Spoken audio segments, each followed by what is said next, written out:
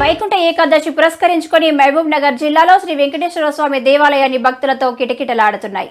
ఈ సందర్భంగా జిల్లా కేంద్రంలో ఎంతో చారిత్రాత్మకమైన కాటన్ మిల్ శ్రీ వెంకటేశ్వర స్వామి దేవాలయంతో పాటు పేదల తిరుపతిగా పేరుగాంచిన శ్రీ లక్ష్మీ వెంకటేశ్వర స్వామి దేవాలయంలో వైకుంఠ ఏకాదశి పూజలు అత్యంత వైభవంగా జరిగాయి.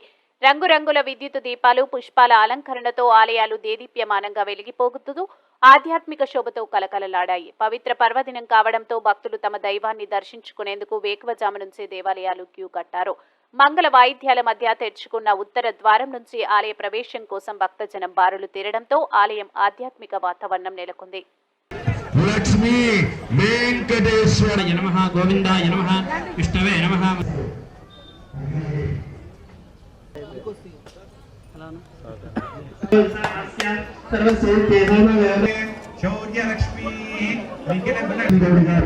అలాగే మిరియాల వేణుగోపాల్ పూజా కార్యక్రమమైన పుట్టినరోజు కానీ ఇప్పుడు కలుగుతుంది కాబట్టి ఈ రోజు సేపటి తర్వాత అక్కడి నుంచి భజన చేసుకుంటూనే వచ్చారు.